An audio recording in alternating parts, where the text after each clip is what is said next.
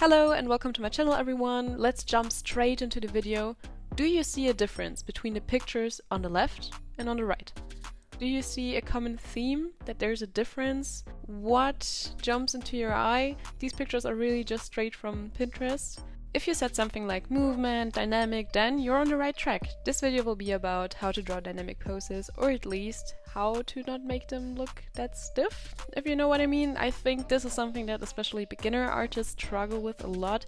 At least that is something I struggled with a lot. And there's actually a book that I read about it that helped me when I was starting out, and I'm just gonna share the knowledge that I learned throughout the years, things that I noticed, and let's jump straight in.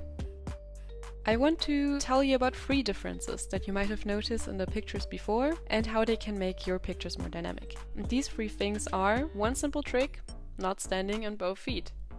Second topic of today will be perspective. Perspective changes a lot, and it is a very powerful tool. The third topic will be the contrapposto and the S-line. If you don't know what that is, definitely stay tuned. There's an easy way to spice up your drawings, and that is by not having the feet stand in parallel next to each other. Just spice it up, have them walk, have them do something else, have them broader, even lift up a foot or have them sit whatsoever. That already makes it more dynamic. But there's one thing to keep in mind. Our body has a sort of center of gravity, and it usually is around the belly button area.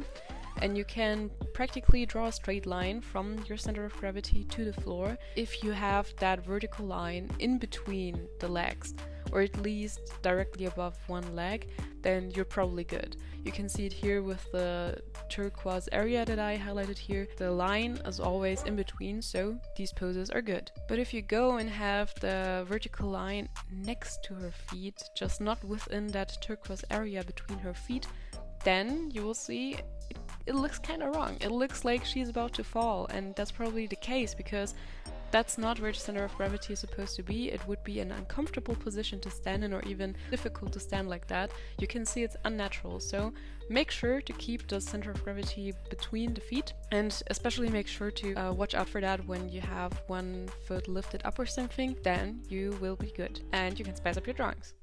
Secondly, you can use perspective to spice up your drawings and make it seem more dynamic. If used correctly, it can really make a difference, and I don't even think I need to explain it much because you can see it here in the pictures. Here are some works from artists online to see how well you can implement perspective in your art, and if you haven't already, you should definitely check out the different theory behind perspective. There is the 1-point, 2-point, 3-point perspective, there's the fisheye. Maybe if you haven't yet, then you should definitely check it out. I have to admit that I really avoid perspective, which is why I can't show you one of my works right now, because I really can't find one, unfortunately.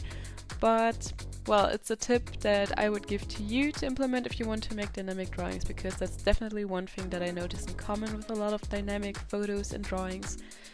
And that's probably a tip for me too. Yeah. Even if it's just a headshot, it can be so much more interesting if you add some perspective to it, but there's an even bigger effect if you use perspective on the whole body. It's really helpful if you go with guidelines. You can see how I just scribble a box and put my character inside of that. You can also do the same with fisheye view, so you would have multiple circles and then put your character inside. But what I really want to tell you is don't be afraid to use reference, and don't be ashamed to use reference, because you need to use reference, especially in the beginning, to actually get an understanding of how things are.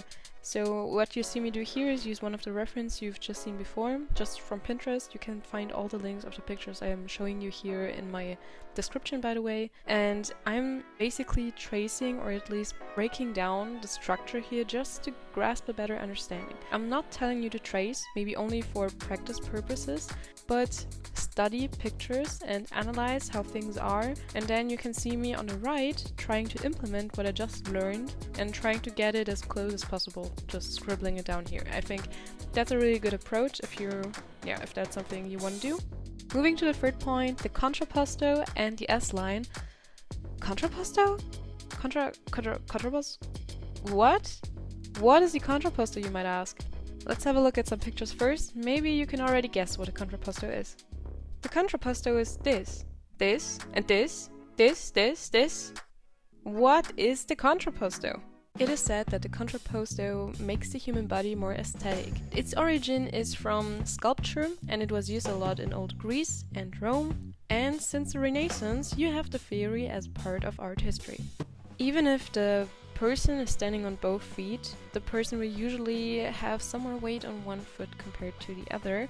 And once you do that, your body is trying to balance this out by moving your ribs and your hips into opposite directions. And by doing this, you're breaking the static line and going into an S-curve, which is something that is generally considered more dynamic and aesthetic even. The contrapposto is defined by the body weight lying on one leg, or at least more on one leg opposed to the other, that your ribs and your hips are in opposite directions. I usually look at the shoulder line and the hip line for that, and that your body follows an S-curve. So my tip is, if you're struggling with stiff poses and want to make them more dynamic, then you can implement the contrapposto. You don't even need to have a standing person. The person can be sitting, it can be jumping, whatsoever.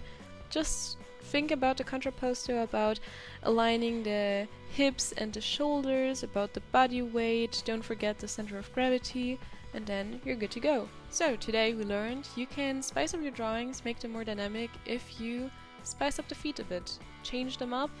You can add perspective into your art, and we learned about the contrapposto and that implementing that will usually make your art more dynamic. I hope this video helped. Please leave a like, don't forget to subscribe, and see you again.